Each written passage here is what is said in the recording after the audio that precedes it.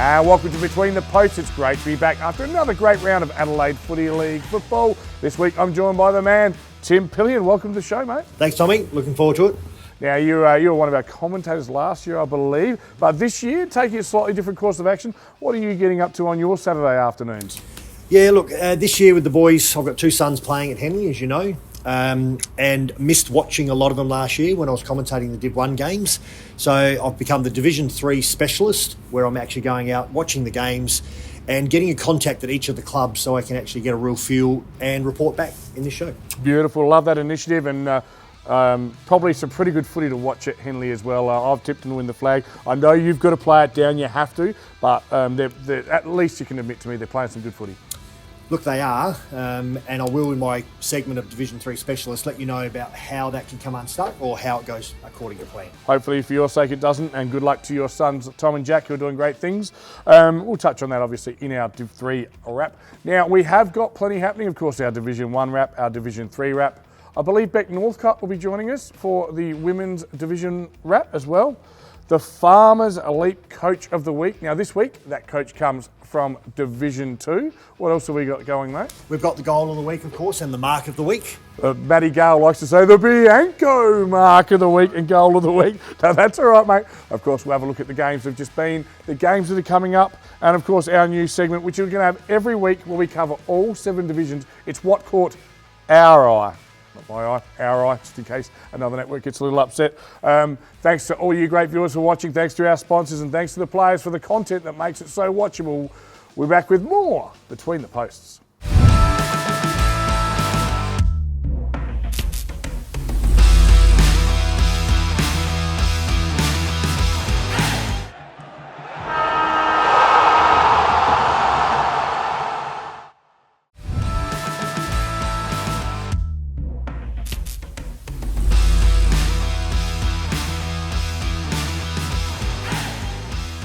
Welcome back to Between the Posts. TJ here. My favourite time of the week, the Division 1 wrap. You know how it goes. Let me start by saying 5 out of 5. I would like to celebrate my successes and own my failures, and there's plenty of both. 9 out of 10 for the year. Let's get up this week's results. Thank you, Hugo. Hugo, of course, doing a great job making my Div 1 wrap look all the better. Some interesting results there. And where do we start? We always start at the Stream team. Adam Jeffries and Phil Herden doing great things. They went out to Harpersfield, and it was Golden Grove taking care of Spock by 27 points. The Kookaburras 16-10, 106. Spock, an inaccurate Spock, 10-19, 79. Our player in focus is number 17, Josh Glenn from Golden Grove, of course, former AFL player, former Central District Bulldoggy and Nord player. Having a look at his statistical breakdown, 22 disposals, 12 kicks, 10 handballs, going at 91%. That's some beautiful usage. 2 goals and 6 marks. That is some nice stuff there by Glennie. Speaking to Adam Jeffries this morning, who was at the game, he's calling him, wait for it, the Division 1 Dusty. That's the way he plays. He plays mid, pushes forward, kicks goals, gives the big don't argue. How's your mother? Hello, goodbye, I'm everywhere. Josh Glenn's a machine, and he was great on the weekend. Goal kickers for the Cookers, it was Lockie Pascoe, the Chief Destroyer, with 5, whilst Johnny Reid put together a nice season, 4 goals for the second week in a row. Let's have a look at our Dartfish stats. I love our Dartfish stats because they do tend to tell a story.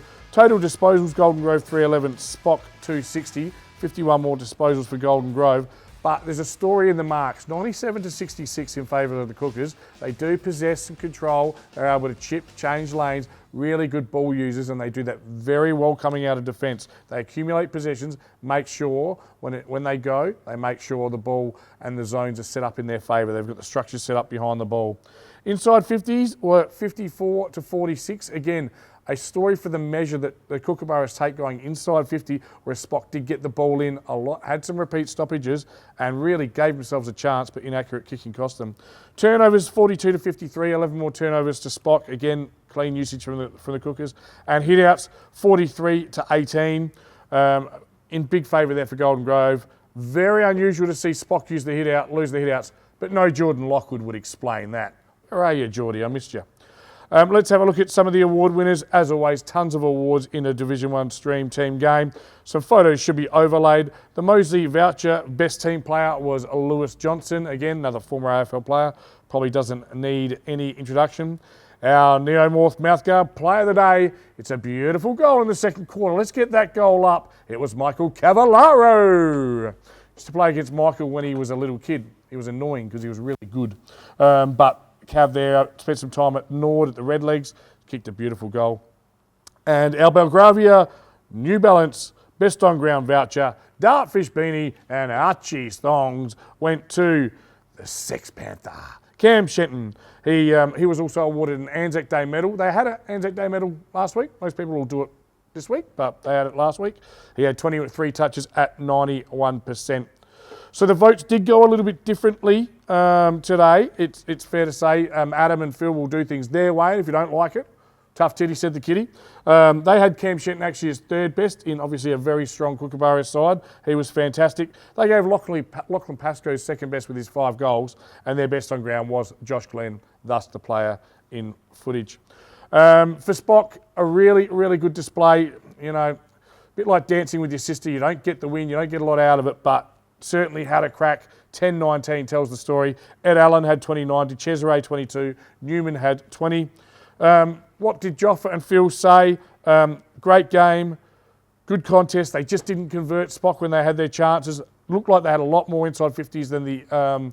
we've got it listed as 8 in our stats. Joffa felt like it more like 15. It was an open game, and Spock did control it. But just the class and ball usage was the difference in the end. Basically, when they needed their big names to step up, Golden Grove, like they have over the last 2 years, they did. They were too good. Well done. The Cookers are on the board for 2024 and not for the last time, no doubt. On to our next game. Everyone expected this would be Port by how much? Boy, did they get a scare. It was Tea Tree Gully 10-13-73, Port 11-13-79, a 6-point win to Port District at Pertaringa. Our player in footage is that man who I've tipped to win the medal, and the horse and everything else that's up for grabs. Number 11, Joey Haynes from Port District. He took an outstanding mark in the first quarter, and he kicked an elite goal in the second quarter that was worth its weight in cocky poo. All right, goal kickers, all kicking 2. Hyde, Western, Asprey for the Gullies, whilst for Port District it was Batty, that man Joey Haynes and Hawkins.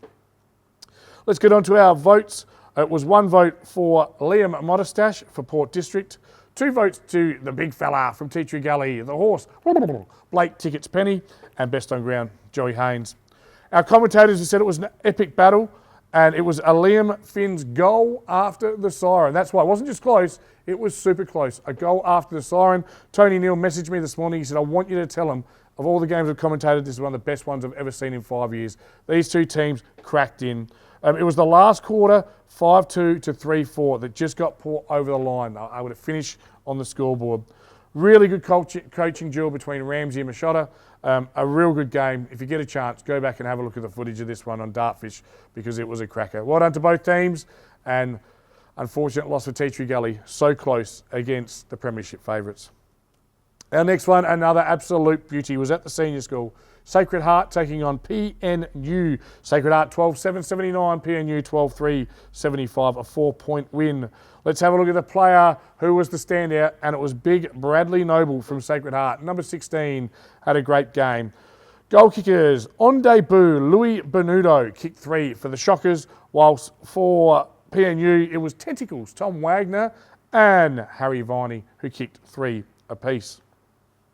Better players for PNU, apart from those guys, was Matty Nunn, certainly tried his guts out, who was heavily tagged though, so they put a lot of time into him, and Altamore, whilst for Shock, some of the other players that were good were Smith and McDermott. Our votes for the Roll the Dice Player of the Year from PNU, Jed got 1 vote, 2 votes to the coach Alex Collotto, his 2 goals and great on-field leadership, the notes say, and Brad Noble, you'd be aware, got the 3 votes. The commentators' final words were lead changed at every break, that's right, first, second, third.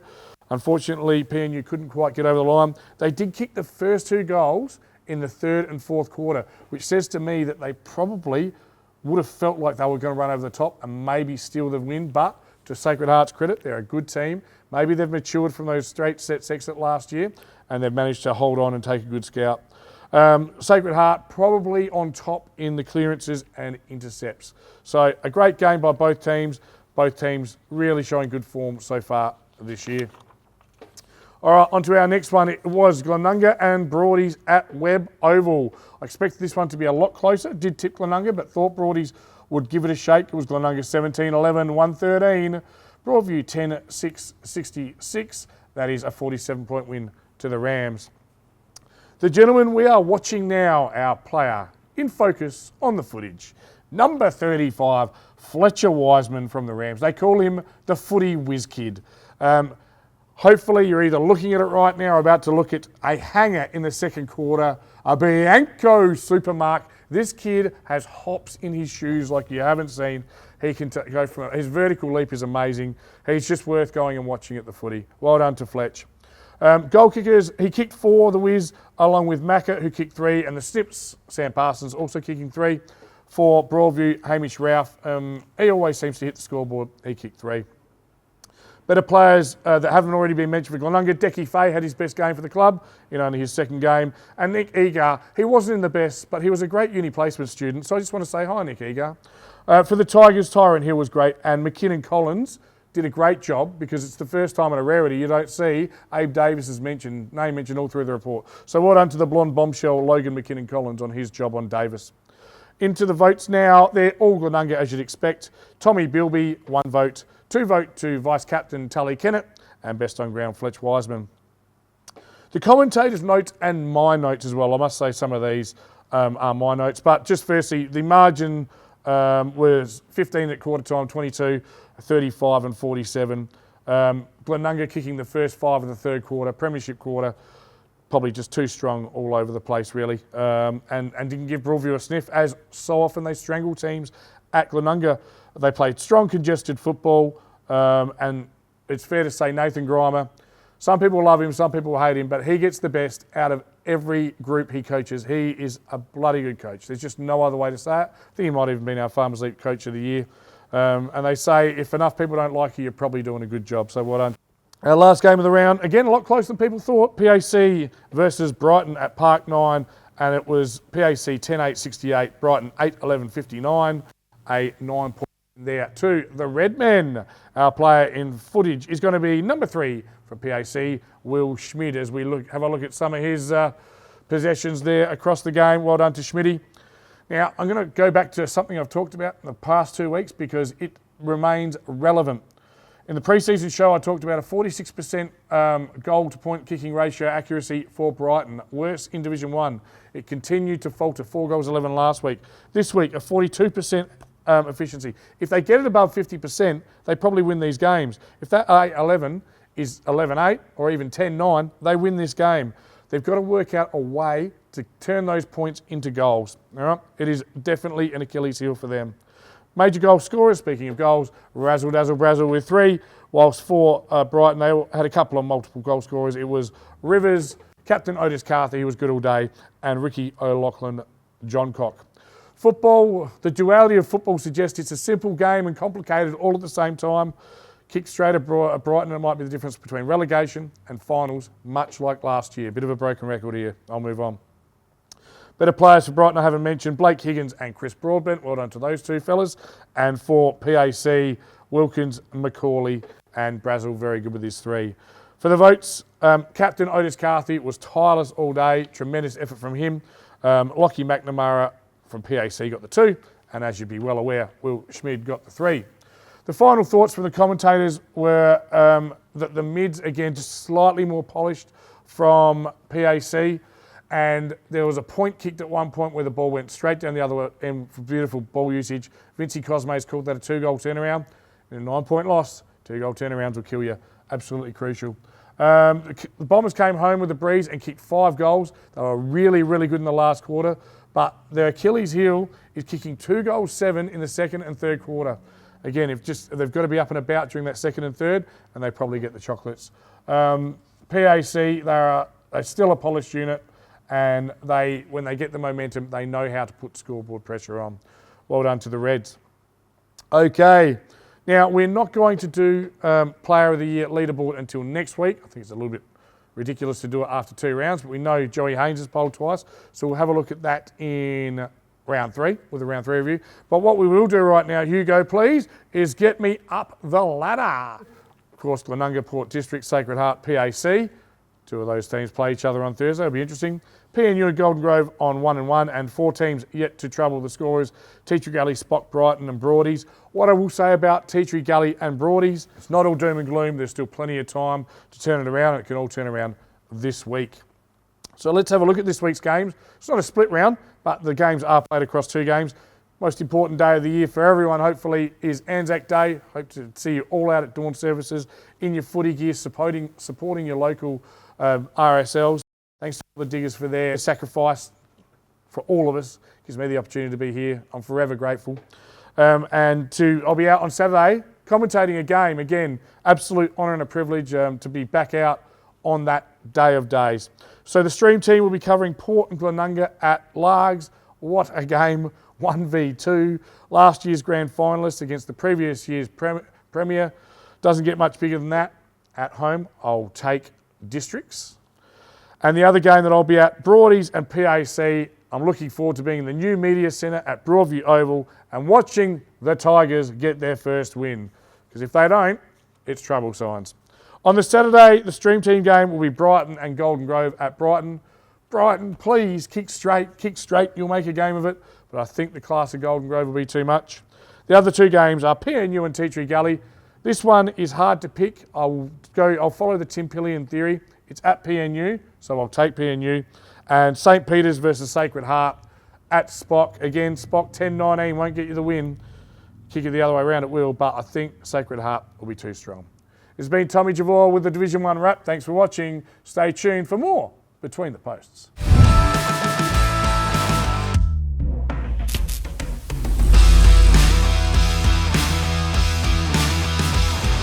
Get a quick and easy low-rate car loan from Police Credit Union today.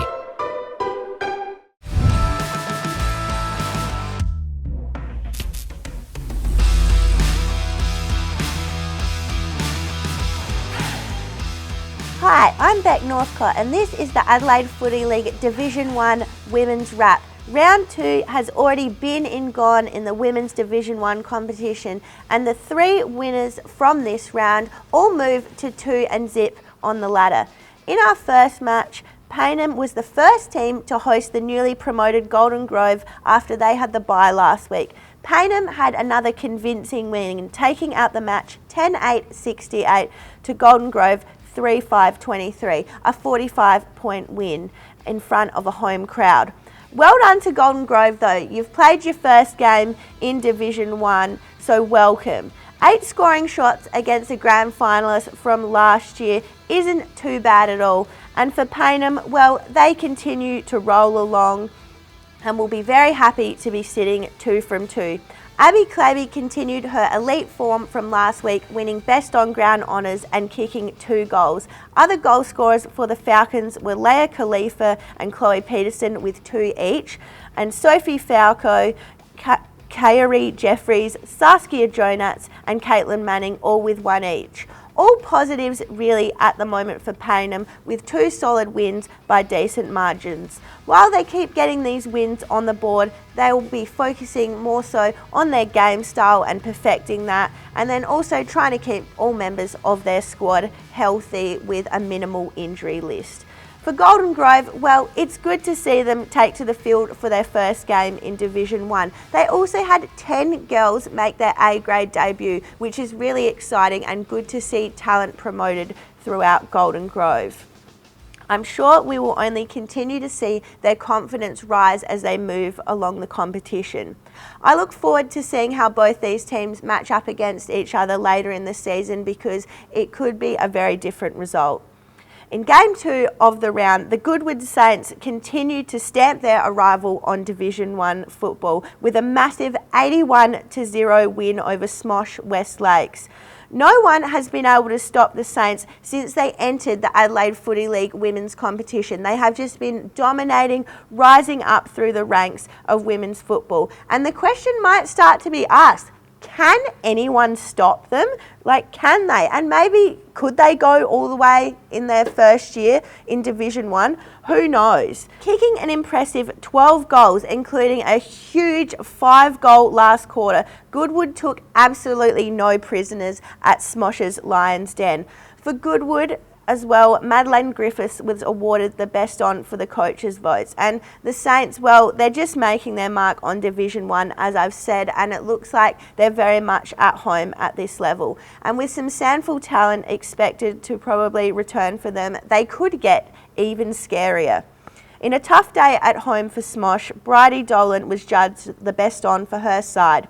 In better news for the Lions, they had a great 43-point win in the reserves, so there was something to celebrate, including a 4-goal haul to Tashara Wilson. So still something good there happening for Smosh, and hopefully some promotion of some girls into the ones to give them a bit more strength.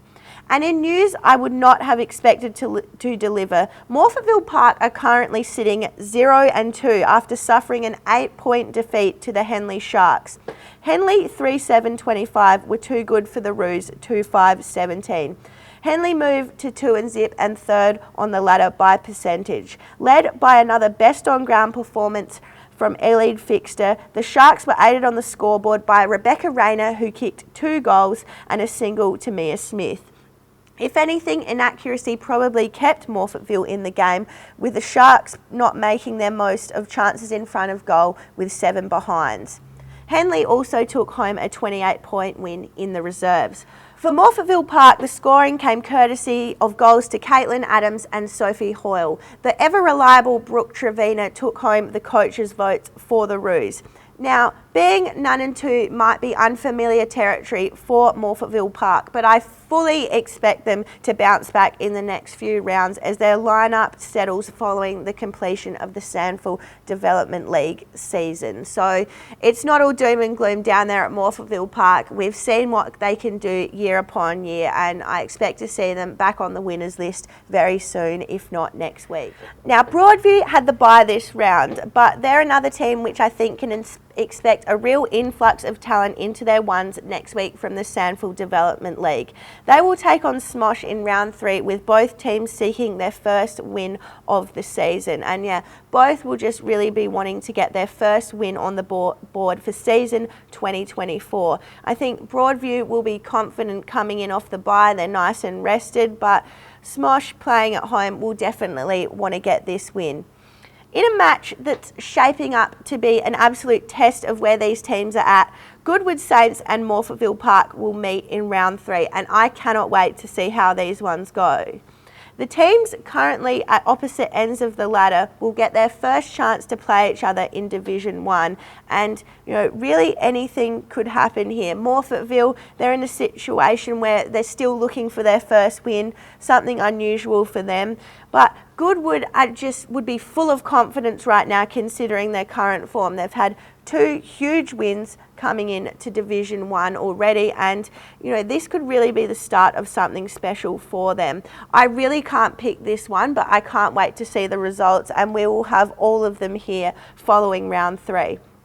In the final match of round 3, Golden Grove and Henley will face off at Harpers Field. Golden Grove will get an opportunity to play their first home Division 1 game in what should be a tight contest.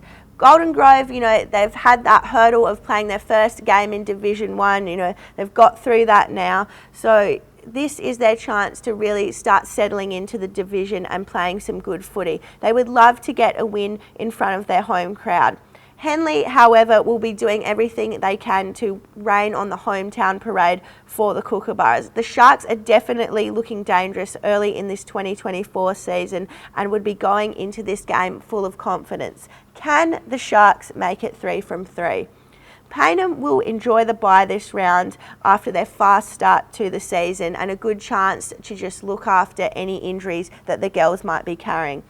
Their men's team will take on Tea Tree Gully at home, so I'd expect a few of the girls to get down there and have a look as the boys continue their journey back into Division 1. Now, there's lots of exciting footy to come in round 3, and I look forward to diving a little more into how the ladder is sitting and where the teams are all at after the games next week. Now, for a little bit of a women's extra this week, I've just been going through the other divisions and seeing something that might have caught my eye. This week, I will give a shout out to Salisbury's Jamie Lee Sonneman, who kicked a bag of 6 goals in her team's 110-point win in Division 5 over North Haven. Footy isn't all about individual achievements, but 6 goals is definitely worth a mention as far as I'm concerned. And in doing a little bit of research for this, I discovered that this isn't the first time Jamie's done that. She actually kicked 6 last week as well. 12 goals in 2 games. Jamie Lee Solomon, you're absolutely killing it, and her team Salisbury are sitting top of the ladder in Division 5 with a 2-0 start to the season. So we'll definitely be keeping an eye on her. I might try and bring you one little thing from outside of Division 1 each week just to keep an eye on how everyone else is going. But for now, keep enjoying your women's footy, and we'll see you back here next week to wrap up round 3 of the Adelaide Footy League Women's Division 1.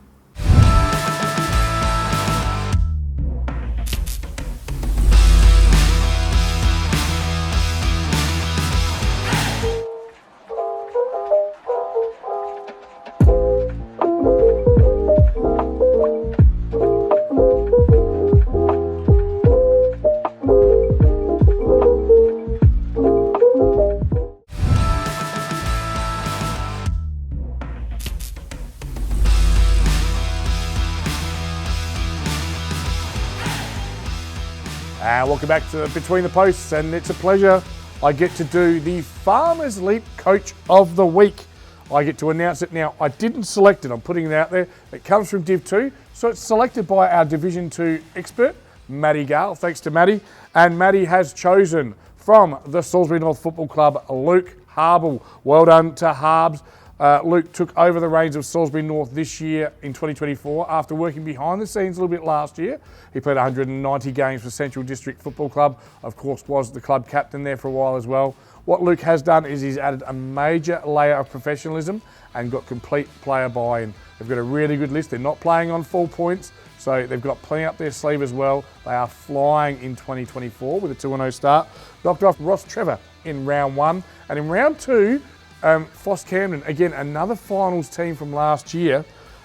Scores were pretty close at half time in the second half. Harble cracks the whip, 13 goals to 2, and Salisbury North with a 70-point win over the boys from the Skull Cave, Foss Camden.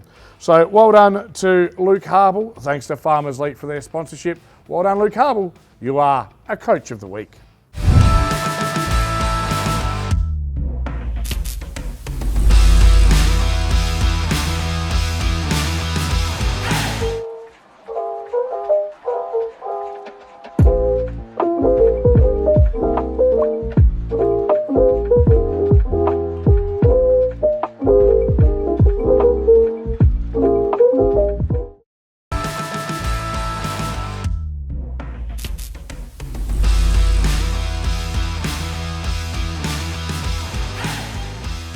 Welcome back to Between the Posts. One of my favourite parts is the division specialists, because these guys, they deep dive into their division. So without further ado, the Division 3 wrap brought to you by Tim Pillion. Thanks, Tommy. Look, Division 3, after 2 rounds, I just want to give an overall concept of that things are shaping up between the what we know and what we don't know. The what we know, quite simply, are the 2 top sides. I'm going to go through the premiership table very quickly with you. It'll be up on the screen. But you've got your 2 top sides undefeated after 2 games, being North Haven and Henley. As we know, they were the 2 sides that came down from Div 2 last year. So I think we're seeing that with their experience, their overall maturity, and their good players are doing the job for them at this very much stage. Then at the other end of the table, at the very bottom, we've got 2 teams. We've got Smosh and we've got Hope Valley. Now, I'm across the fact that Smosh have lost a lot of players and playing a lot of kids, Tommy. Yep. So they might find it hard to be competitive for most of the season and all of the season. Hope Valley, I don't have a huge look at this stage, or a story to tell. But Henley, who I follow around every week, we do play Hope Valley at home this week. So I'm going to get a much bigger picture on them at this stage. Led to believe they've also lost a couple of players. I think, mate, Hope Valley's all surprised me to see him down there. Still plenty of talent. Paul Puopolo, they picked up a kid from Virginia called Cooper Taylor who can really go. I think Matty Min was there. There's some good players at Hope Valley. They could surprise you. Yeah, but they haven't been putting it on the scoreboard at No, this not stage, at all. So let's see where that leads. But it's the story is in between, is the 6 clubs in between. You've got Seaton on the 3 points having the draw. You got CBC at the other end having the 1 point, having the draw. But in between, Lockleys, Unley, Pembroke, Scotch, they've all had the 1 win, 1 loss. And I can see those 6 clubs playing each other is going to tell the difference of the season. The home and away, the weather. As you know, currently we've had high-scoring games because of the beautiful weather over the last 2 weeks where people have moved the score. Like this week alone, 4 games out of the 5 over 100 points scored, which means 16, 17, 18 goals minimum every game. But when we hit the middle of the season and there's wind and rain and mud and the bigger bodies and the heavier, it's going to really determine and shape the 4 and the 5 as to where we finish in Div 3. Let me ask you a question about that because, and without stealing other segments, sure. Div 2, very low scoring this week. Div 1, it's often a grind. Why is it so high scoring in Division 3? They roll the dice a bit more and play more attacking footy? Or I'm going to talk about that with regards to, at half-time, all the scores have been relatively close. Yep. In the second half, though, clubs have kicked away.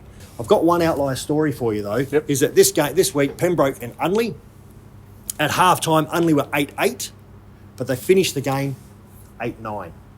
1 point. In the whole second half. Whereas Pembroke were only 3-3 at half-time, but end up getting over the top of them with 9 goals, 8 for a 5-point win.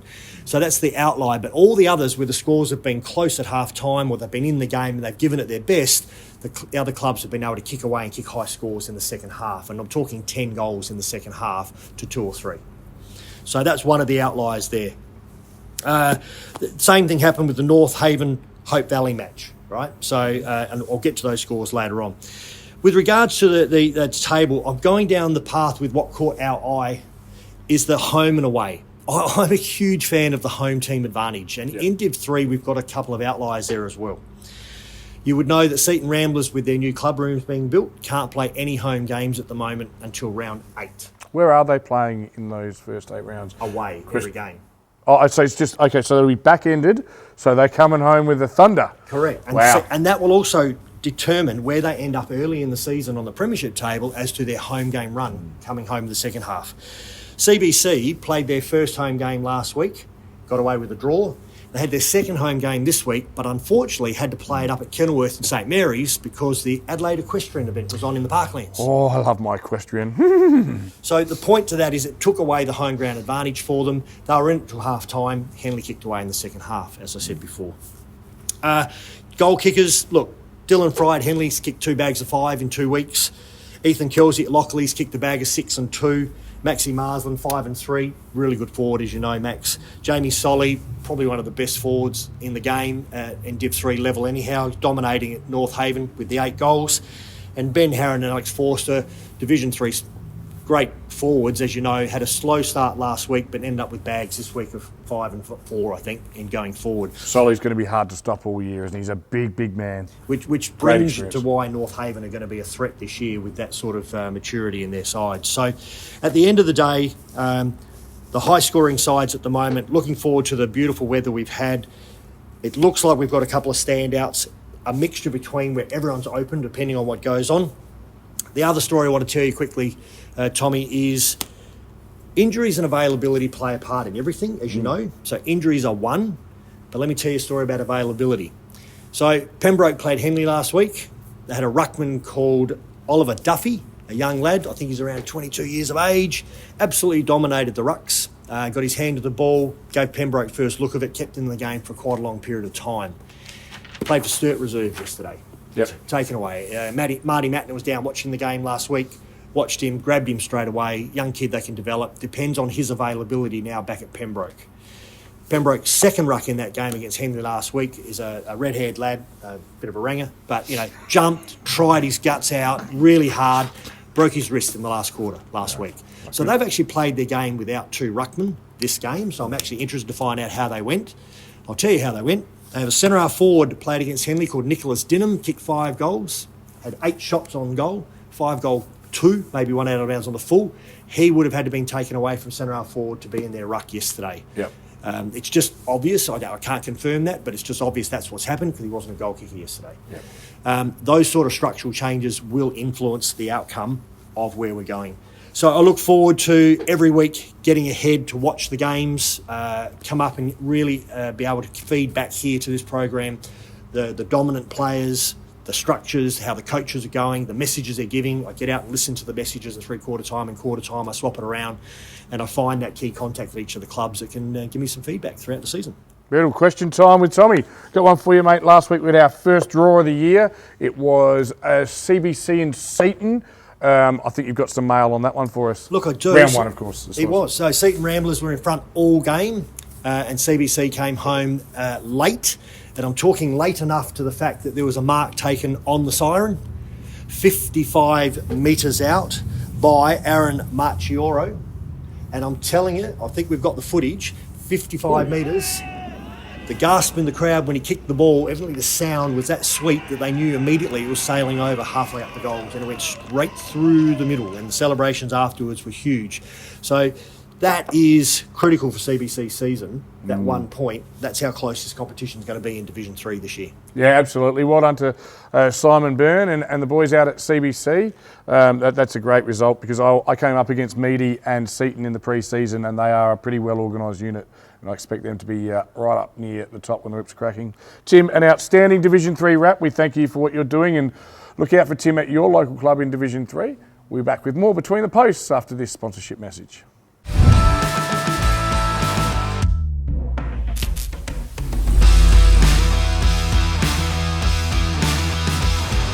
You belong in blue. Apply for a career with South Australia Police.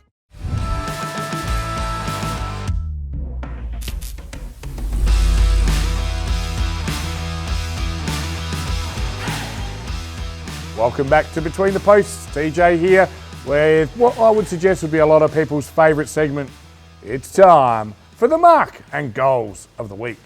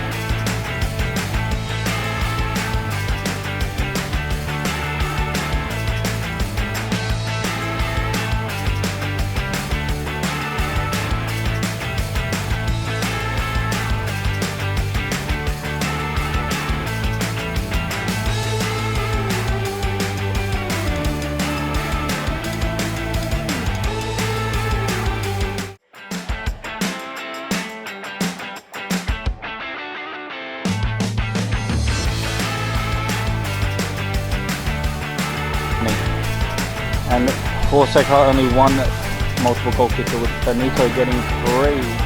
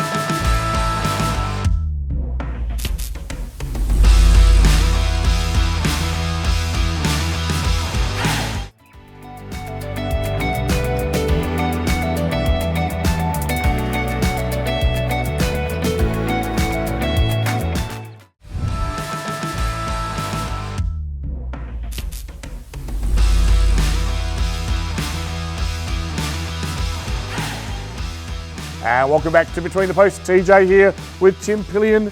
And you know what time it is, don't you, Tim? Oh, I hope so. It's time for What Caught Our Eyes. We look through the 7 divisions of the Adelaide Footy League, and there's plenty to look at, so we are going to let it rip. We'll start in Division 7. I'll go first, Tim. I'll tell you what caught my eye. OSB, that's of course O'Sullivan's Beach Lonsdale, and Para Hills, the only undefeated teams, and I think a pattern has developed there in a sense that I can only see them losing to each other. Oh, interesting. Look, I've got a bit of a pattern for the whole segment of what caught our eye. Yep. And it goes to the home and away. I'm a big one on home games, as you know, your familiar grounds, your familiar environments, your pockets you kick goals from, all that sort of stuff. So right now, in Division 7, Para Hills have played the first 2 games at home for 2 wins. Brahma Lodge have played their first 2 games away for 2 losses. Don't know if that means anything. It's just what caught my eye. I love it, Tim. Brahma Lodge was a horrible place to visit as a visiting team. Tough to get a win there. And Para Hills with their new facilities as well. Beautifully done. Division 6. Well, this one's interesting. The smallest winning margin in Division 6 this week was Fitzroy, 86-point winners over Rosewater. The wins this week in Division 6 were by 86, 95, 131, 132 and 254. What also catches my eye about Division 6 is the 4 teams that are yet to win, and you'd suggest they're going to have tough seasons, they play each other. So 2 of you boys are going to celebrate like it's 1999. Good luck, Houghton versus Elizabeth and Rosewater versus the Central United Units. And I've gone exactly the same way with a little bit of a different theme, with the high kicking. So every team kicked over 20 goals this round. Okay, every winning team, kicked over 20 goals this round. And Elizabeth didn't. And St. Paul's kicked 40 against Elizabeth. Yep. So let's go with that. Against Elizabeth, Eastern Park last week, 55 goals with Chris Knapp kicked 22. But what caught our eye here was St. Paul's kicked 40 goals this week and had 15 different goal scorers. The highest being Sean Gibbs with 8 goals. Yep, that's great play by St. Paul's. And I caught up with their, I think he's their president, Jake Winter, this week. And he's actually worried about this one because they traditionally haven't done well in these type of games where they're expected to win, but they certainly got the chocolates pretty well there. What caught my eye in Division 5, and again, I've got a bit of a theme developing.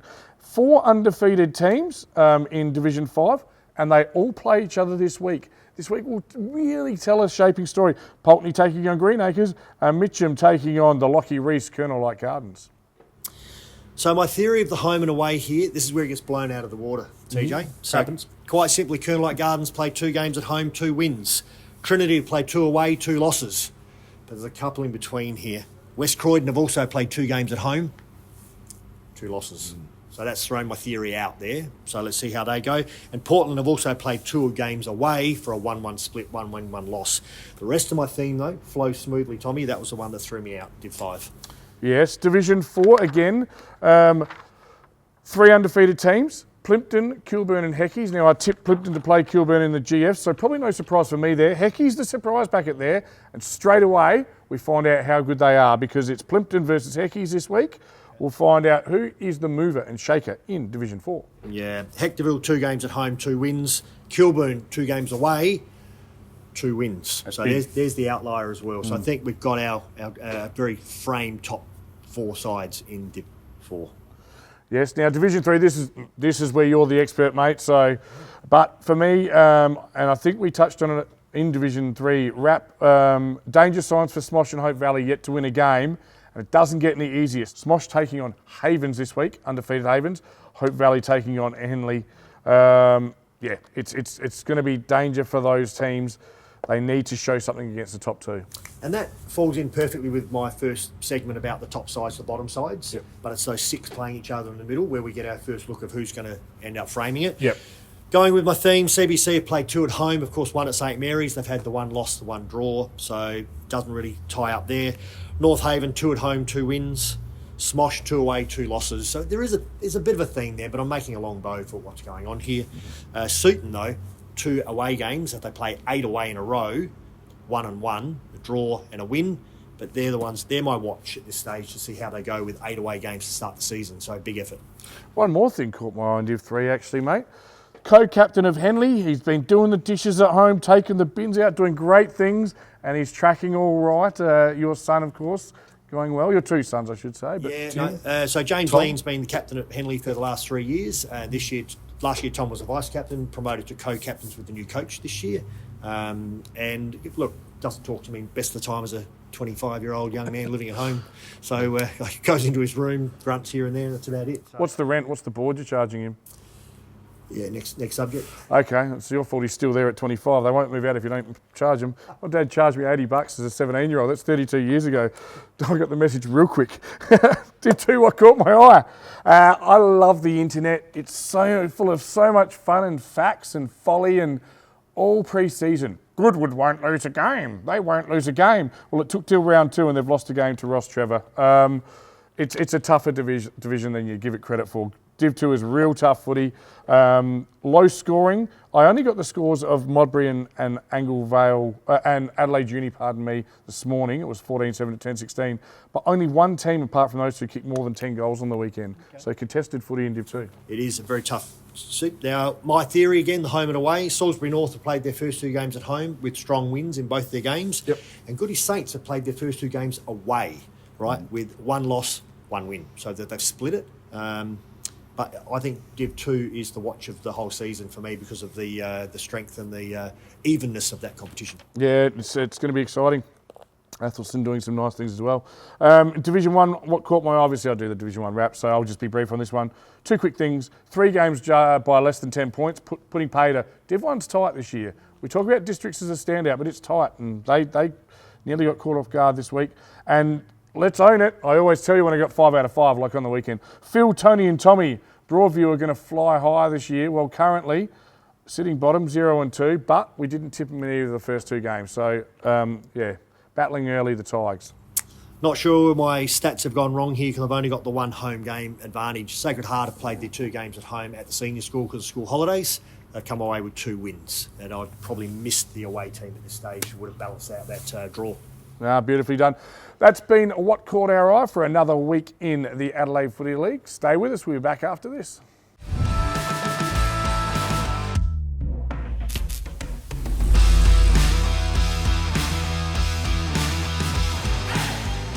And welcome back to Between the Posts for the final time this episode. Tim, you have been outstanding. Thank you for being on the show.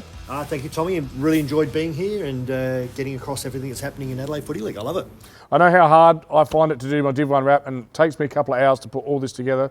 Your comprehensive look at Division 3 was outstanding, mate. And just again, you're at the Shark Tank this week. Is that what they call it out at Henley? I don't think it is, but we're at home at Henley against Hope Valley this week. Henley Memorial Oval. Yep. Seeing Hope Valley, who I haven't watched for some time. Question without notice, I shouldn't do this. You've watched Henley a couple of times this year. Any young star you want to... Is there a young player that's been exciting you to watch? Oh, look, there's a couple. So Kane Sherlock and Nick Karupis, who are both come from West Adelaide back to us this year, have just shown their class with regards to their ball handling, attack on the ball. Yeah, very strong. And so when you say back to us, there'd be 0 pointers, would they? Because they were juniors at Henley or went to the school? No, Henley High, both boys Henley High.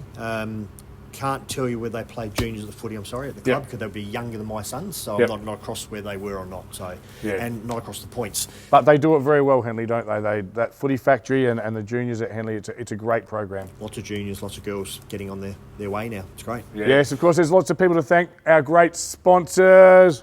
Hugo will flash them up. He does a great job. There's a new one as well. Tim, I mentioned it in my Div 1 report. It's Jag Meatworks, giving away a kilo of meat in our commentated games. How good is that? Can't do anything without sponsors. They're the lifeblood of football clubs and sporting organisations and even shows like ours. Yeah, no, beautiful. And of course, support all your sponsors on Sponsors Day. Thanks again to the great players, all our viewers, Filming Footy and Dartfish. You can watch all the Division 1 games and so many other games. Thanks to our commentators who are out there every week doing a wonderful job, and to the league itself. You've been watching Between the Posts.